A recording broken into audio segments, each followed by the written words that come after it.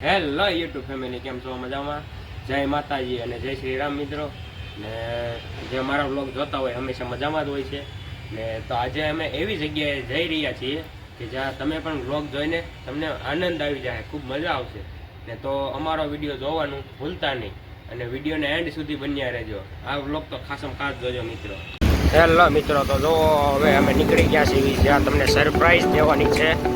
તે જગ્યાએ અમે જઈએ છીએ ને તાપી નદીની ઉપર જઈએ આપણે કાકાની રામ પ્યારી રહીને નીકળી ગયા છીએ. તો જુઓ અમારા વિડીયોમાં એન્ડ સુધી જોજો. અત્યારે અમે તાપીમાંથી ઉપર બ્રિજમાં છે.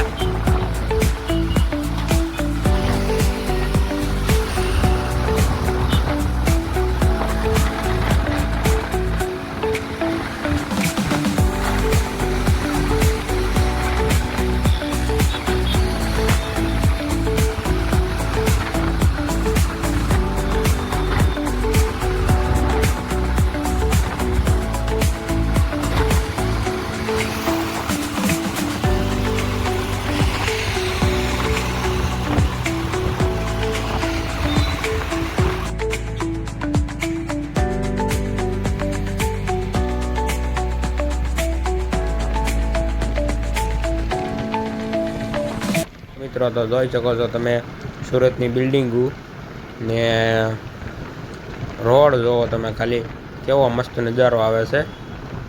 ને હવે સિગ્નલ આવ્યું છે, થોડુંક ધ્યાન રાખીને હાંકવી પડશે ગાડી. ને જોવો બિલ્ડિંગો જોવો મિત્રો, દુબઈમાં આવ્યો એવી બિલ્ડિંગો લાગે હો. પણ અમદાવાદી, સોરી દુબઈ નહીં પણ અમદાવાદી જોવો.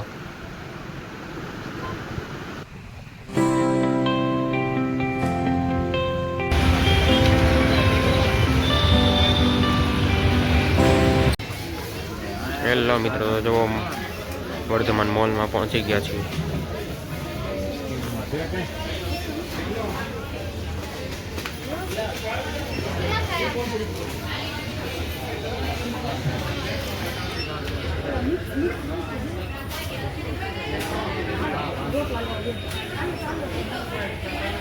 જો મિત્રો, પિઝાનો સામાન બધો રેડી થઈ ગયો છે.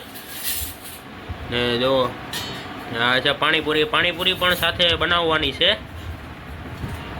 તો ને પિઝાનો આપણે આ બધી સામગ્રી છે બનાવવાની માટે.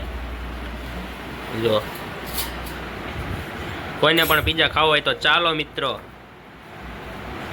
તમે જોઈ શકો છો મિત્રો, આપણા આંટી જે છે એ પિઝા બનાવે છે.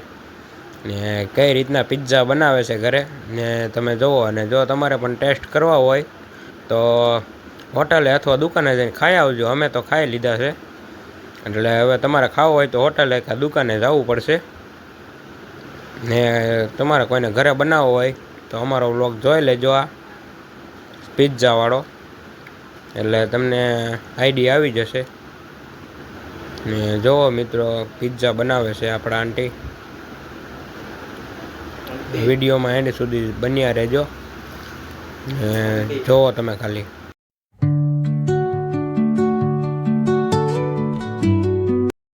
ને તો હવે ડુંગળી, પછી ટમેટા, પછી વગેરે વસ્તુઓ આવી ગઈ છે પિઝાની ઉપર. ને થોડા મકાઈના દાણા પણ એડ કરી દીધા છે.